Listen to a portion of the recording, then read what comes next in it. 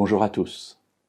S'il est un texte célèbre dans la Bible, il y a bien celui du livre de l'Exode au chapitre 20, versets 1 à 17, celui où se trouvent ce qu'on appelle communément les 10 commandements. Dans ce passage, Dieu s'adresse à Israël et lui donne des ordres. Tu feras ceci, tu ne feras pas cela. D'où le nom de 10 commandements. Pourtant, dans la Bible et dans la tradition juive, ce passage porte un autre nom.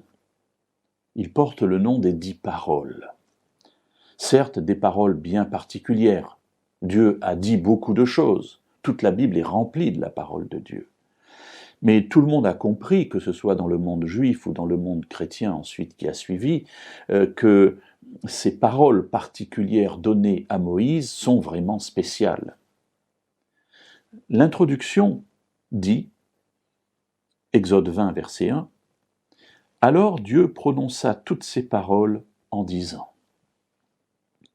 Je voudrais m'arrêter simplement sur ce passage, pour souligner un élément qui me semble fondamental dans la compréhension que l'on peut avoir de Dieu et de sa relation de lui à nous.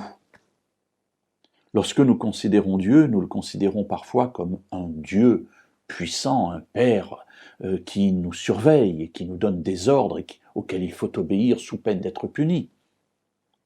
Mais dans ce passage, le regard de Dieu sur l'homme est différent.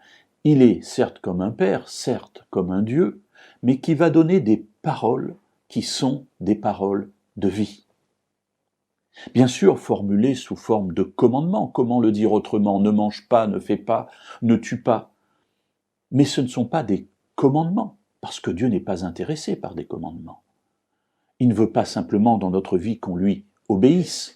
Ce qui l'intéresse, ce qu'il veut, c'est que nous vivions ces paroles et qu'ainsi nous vivions tout court dans notre vie, que nous puissions avoir une vie pleine, une vie remplie, une vie débordante, parce qu'ayant écouté celui qui nous a créés, nous aurons simplement accompli ce qui est bon pour nous. Alors Dieu dit, Dieu parle, et il nous dit, si tu veux vivre heureux, mets cela en pratique dans ta vie. Si tu veux vivre heureux, ne mets pas cela en pratique dans ta vie. Ainsi, en le disant de cette manière, nous voyons bien qu'il ne s'agit pas d'ordre. Il ne s'agit pas de commandements tels qu'on peut les entendre de temps en temps. Mais il s'agit de paroles de sagesse que Dieu nous adresse pour que notre vie devienne une vie vivante et non pas une vie morte.